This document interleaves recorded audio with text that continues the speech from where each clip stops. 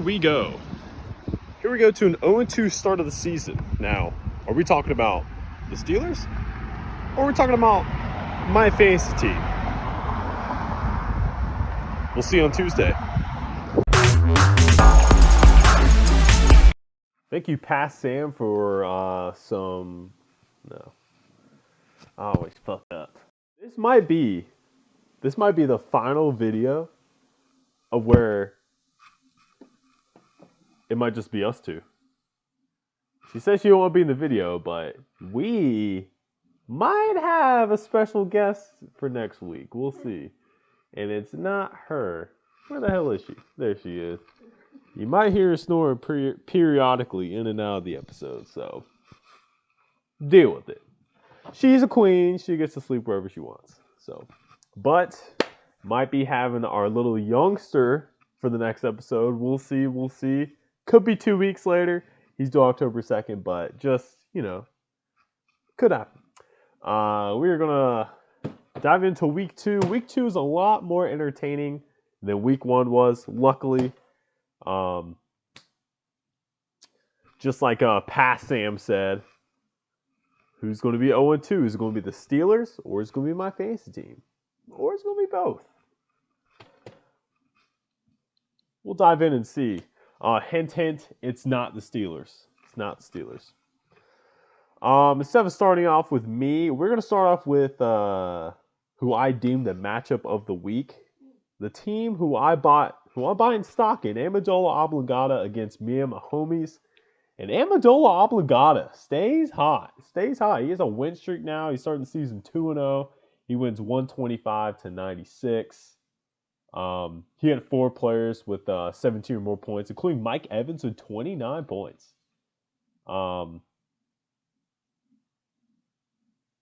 He also had a Saquon Barkley, who started off the first half pretty cold along with the entire Giants team. But in the second half, the Giants had that huge comeback.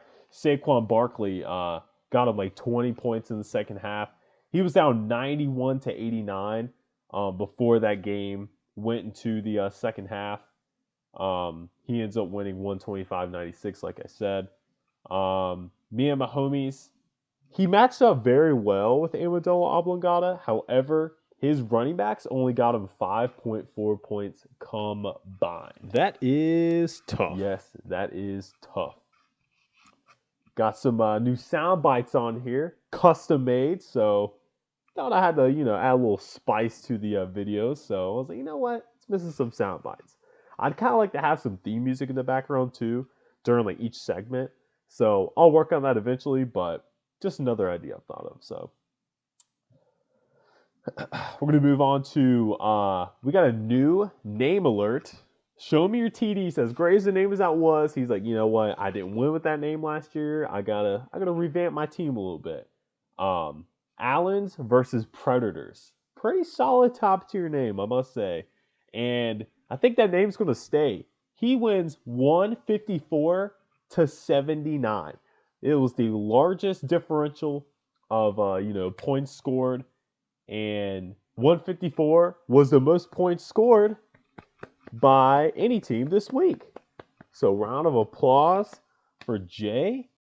Nice win. I mean, it started off strong. I think after Thursday, we knew that Jay was going to have a big performance. DeAndre Swift, after having 0 points in week 1, explodes for 27 points. Maya had to get on the screen for this one. She had to get on the screen for this one. 27 points, in absolute monster game, over 170 yards rushing. DK Metcalf, or excuse me, that was Randy's team. Hang on one second. So he had the most points scored for the entire week, and he also had the player with the most points scored. Keenan Allen, 31 points, led all scorers in week 2. And he had 4 players with 23 or more points, including those 2 guys. As for Randy rubbing out a win, he was rubbing out a loss on this one. His highest player was DK Metcalf at 13.5 points.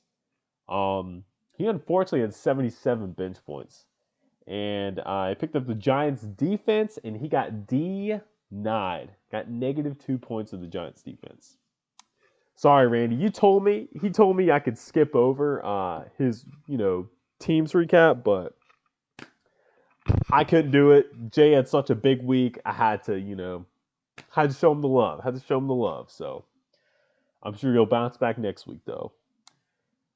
Next one will go to the Scranton Stranglers against Hertz Locker. Hertz Locker looking to avoid an 0-2 start.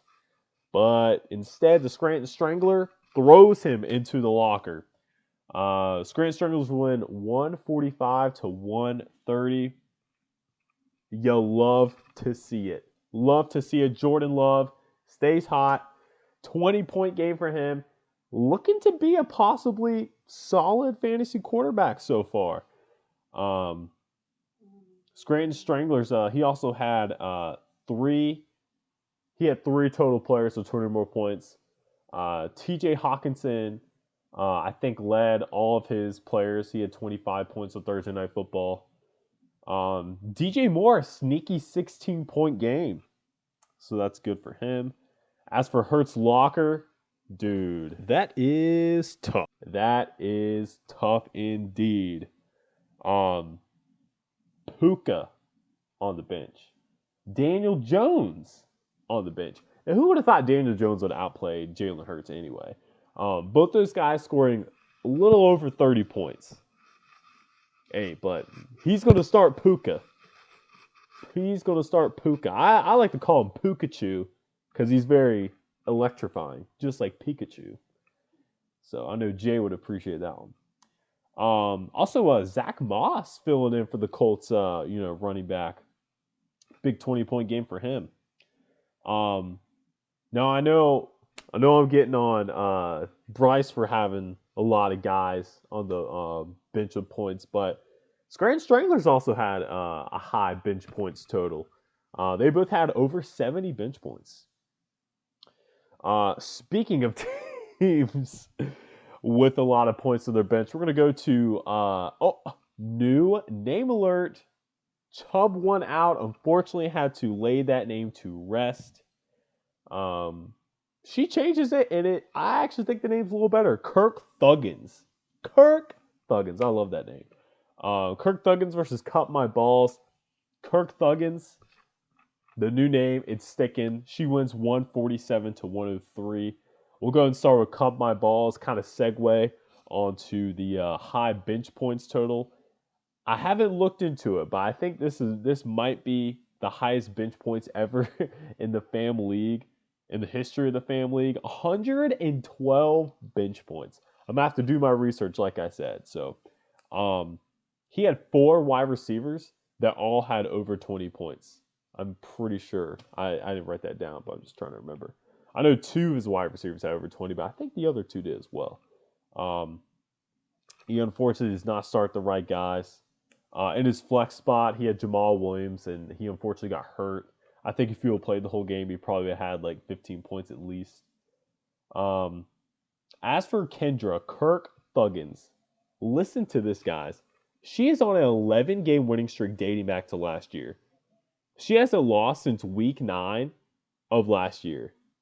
She hasn't lost since week 9. Like, we play a regular season up through week 15. Then she won all 3 rounds, won the championship. She hasn't lost. It's been almost a year. Almost a year since she has lost a fantasy football game. Who is going to take her down? I don't know if anyone is. Who's going to take her down? So she obviously stays hot. She had 3 players score 28 points. Kirk Thuggins. Brian Robinson Jr. I think when she was drafting, I think she meant to draft Bijan Robinson, but she ended up drafting Brian Robinson Jr. And it worked out. Then T. Higgins, he steps up from a very poor game week 1, had a big week 2. Her defense also stays hot. The Cowboys defense, 16 points. But like I said, she had to change her name because Nick Chubb out for the season. Very devastating leg injury. I hope he comes back strong. That is not how the leg bends. So just put it at that. We're going to move on to Felice Najee Dodd and Just Joshing You. Another little segue. You see how I'm breaking these down? Another little segue. So Kirk Thuggins had an 11-game winning streak. She improves to 11-game winning streak. Felice Najee Dodd had a huge losing streak. I think she had lost 8 or 9. No. I did it wrong. I don't know. She hasn't won a regular season game since week 11 of last year. I didn't count like the playoffs last year because the one she didn't make the playoffs. So like the 4 teams that didn't make the playoffs, yeah, like they may have won inside those last 3 weeks, but that doesn't really count because they weren't really playing for anything. So I think she did win inside there, but we're not going to count that. So will she finally break her losing streak? I'm making a big deal out of this because obviously she does. She wins 126 to 110 over Just Joshing You. Her first regular season win since week 1. Outstanding. She could thank the Bucks defense scoring 19 points. That was her second highest score, other than Justin Herbert, who's her quarterback, who's her highest score. She also starts Addison, who's a rookie on the Vikings, rookie wide receiver, had a big week 1. He had a huge touchdown in week 2, scores her 16 points. Rookie kicker, too, from the 49ers, she picked up Jake Moody, 14 points in week 2.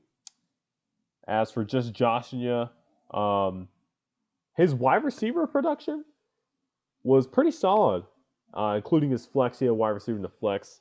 Those 3 players totaled 47 points, so it's pretty stacked in the wide receiver position. It's funny how, for like the longest time, I don't know why, like I thought this, but it seems like wide receivers are a little bit better than running backs. It's like it's good to have some strong running backs, but like I feel like, if you look at our points totals, like I know it's only the first 2 weeks, but it's mostly wide receivers up there. So I've just always thought, oh, you need to have strong running backs and, okay wide receivers, but I think it's the opposite. I mean, it's good to have strong running backs, but I mean, I don't know, like the wide receivers, they're the ones getting you your points. So, yeah, I mean, I know it's kind of early on in the season, but I don't know. It's just something I've just kind of been evaluating, like changing, my thinking. So, but I mean, you don't want to listen to me for fantasy advice. Didn't make a playoffs last year. It's not looking good for me in week 2. And I guess that's another good segue. The last matchup is the internal matchup here. The husband versus wife. The family matchup. I don't know if you can hear, but I kind of hope you guys can't because I got a microphone on. She called me a loser because I am the loser. Once again. I think she's 2-1 against me now. Or maybe she's 3-0. I think she's 2-1. I think I beat her. Didn't I beat you late last year? Because that Treylon Burks thing? No. I still beat you, I think. Anyway, she wins 152 to 130. Yay! Every player in her lineup had double digits except for her punter and kicker. Every single player. I guess if you're playing me, your defense and special teams is going to have a huge week. 35 against me in week 1 from the Cowboys defense from Kendra. 23 from the Steelers defense against me. So I don't understand. I don't understand what it is. Just Joshing You, whoever you start on defense, I'm sure they're going to score 20 or more points too. So there you go. You're welcome. Yeah, that's pretty much all for her. Kyron Williams, who she picked up last week, looks like he's the new starting running back for the Rams. He had 28 points. She was on her bench, but now he's a very reliable running back for her. Cam Akers got traded to the Vikings, so he's looked like he's going to be getting a lot of the running back production. Rams are kind of back too. Rams, very cold year last year. They've looked really good their past 2 games, so I think the Rams offense is back. As for me, the Purdy boys falling to 0-2. Raheem Mostert, he had a pretty solid game. Pretty good week 1, even better week 2, so I guess he'll be a good replacement for Eckler. who is out indefinitely, my keeper. See, I usually don't like to keep like a same player who I had last year, even though I have Eckler and CeeDee Lamb, for my team last year. But so it's like I kind of didn't really want to keep Eckler. I mean, I did, just because he was the most productive player on my team. But like I had Jonathan Taylor the year he broke out one of my leagues, and then I had the number one overall pick. So it's like, oh, I could just pick him again because he was like last year he was like the number one guy to pick. But I'm like, no, I don't want to pick him because like it's hard to replicate like two solid seasons. And it's kind of like the same thing. Well, Taylor got hurt last year too, and he just had a down year. Same thing for Eckler. It's like, oh, I kind of don't want to pick him again because like it's hard to replicate. Like I said, and here he is hurt. I know it's early on. Hopefully he can come back soon. So anyway, um, that is tough. So yeah, that's a week 2 review there. Um, I might have to throw in a new segment, the waiver wire, because the waiver wire has gone absolutely nuts to start the season. After week 1, I didn't use the waiver wire. A couple of us didn't use the waiver wire, but we're in the minority. A lot of teams used the waiver wire last year, and I think almost everyone used it this after this week 2. I think there might have been like 3 people that didn't use the waiver wire. um, there were 17 total waiver claims from that transpired Wednesday night or Wednesday, like early Wednesday morning, and Thursday. There was 14 after Wednesday, and there was 3 more after Thursday. Um, the Jerome Ford sweepstakes, man, were they real? 7 of our 12 teams put in claims for Jerome Ford. But, like I said through the group me, the waiver wire is set up to whoever is like the worst team with like the lowest scoring points. They're going to get the first pick. And then from so on.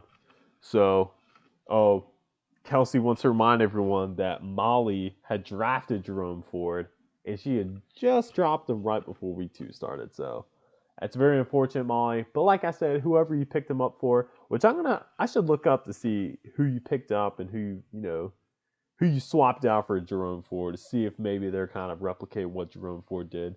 Jerome Ford, I'm sure everyone's familiar with him. He subbed in for Nick Chubb, and I think he scored a pair of touchdowns. He ended up having like 24 fantasy points, so he's looking like a very valuable option. Now, the Browns did sign back Kareem Hunt, who I feel like Kareem Hunt could have probably had a bigger role on another team last year because with the Chiefs, Kareem Hunt was like unstoppable. And then he got in some off the field trouble and they released him. And the Browns picked him up. But Chubb's familiar with or not Chubb. Kareem Hunt's familiar with the system. So it might take some touches away from Ford, but I don't know. Ford, he's younger and he exploded last week. So I think this week Ford will definitely have more touches. So we'll see if Kareem Hunt kind of intervenes or not. So we also had a trade transpire yesterday. Of course, the top 3 traders, at least of last year, Scranton Stranglers, Randy, and Trey. And of course, it's Scranton Stranglers and rubbing out a win. They make a trade, swapping a pair of wide receivers. Scranton Stranglers, I'll put them over here. They acquire Brandon Ayuk and Garrett Wilson. And rubbing out a win gets A.J. Brown, who was Scranton Strangler's keeper, and Amari Cooper, which honestly is a pretty fair trade. Like, I like both of those. Ayuk had a big week 1. Garrett Wilson, some people, like I said early on, think he could be the top wide receiver in fantasy football this year, or at least top 5. A.J. Brown's had a cold start, but he's going to pick it up. And Amari Cooper, he's had a pretty solid start of the season too. So I think that's a very fair trade. As long as they stay healthy, I think that'll end up equaling out for both teams. So, but I think they made the trade because they were a little unhappy with their production, possibly. So Someone's going to be a winner of the trade, someone's going to be a loser. I think it's pretty fairly balanced, but as the season goes on, I think there will be a definite winner or loser. So, as for the scoring leaders, I already kind of talked about earlier. Keenan Allen, I'll put it right here somewhere. Keenan Allen, 31.1 points.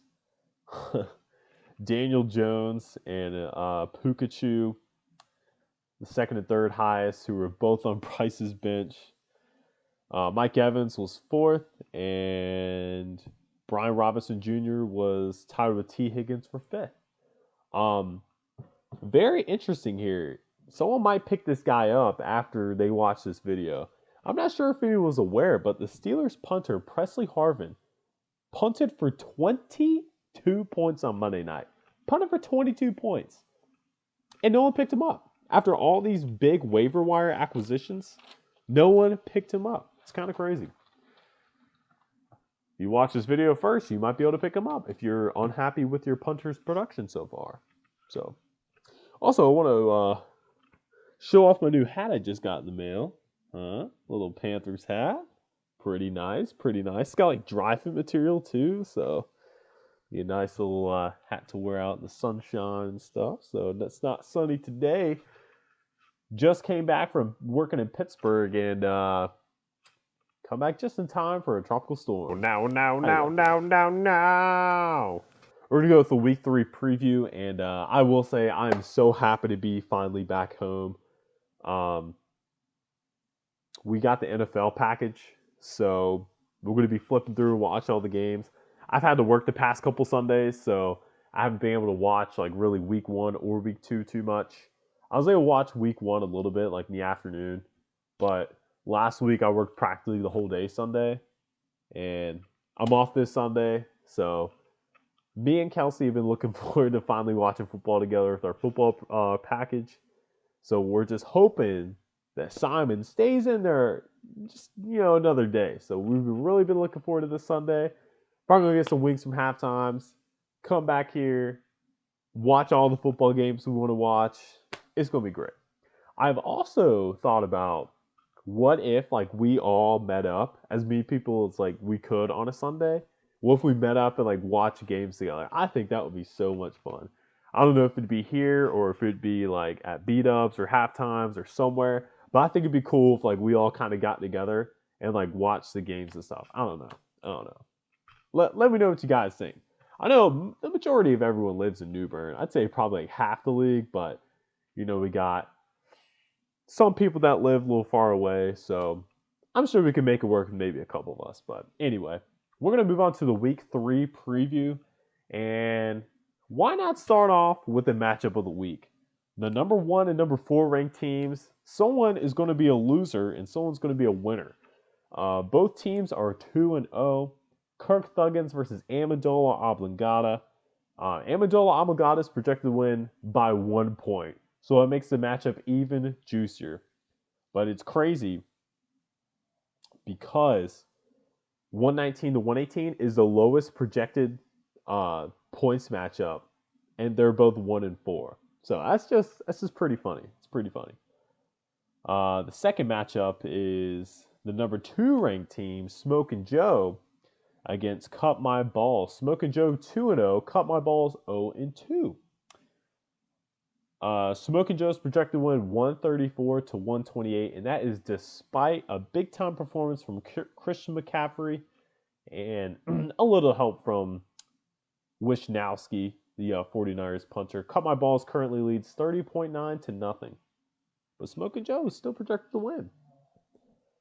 Next, we'll go to Allens versus Predators, and he's going to take on Felice Najee-Dodd. 2-0 as Allens versus Predators against 1-1 Felice Najee-Dodd. Felice Najee-Dodd projected to win 137 to 131. Allens versus Predators currently leads 12-10.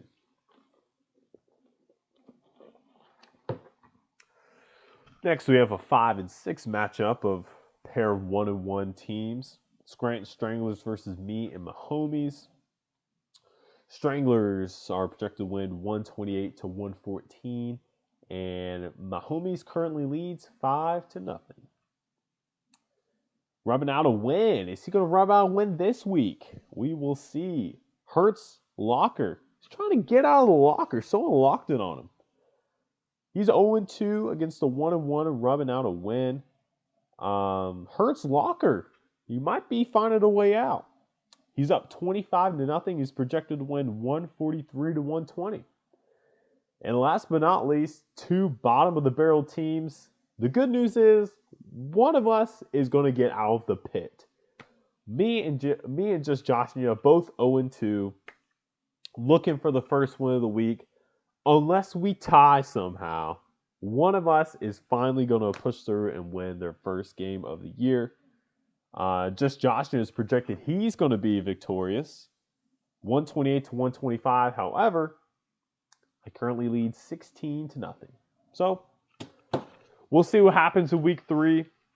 Hope you guys enjoyed some of the sound bites. I do appreciate I've had some good feedback from you guys. You guys enjoying these little weekly videos. So I enjoy making them. So I'm glad that you guys enjoy watching them.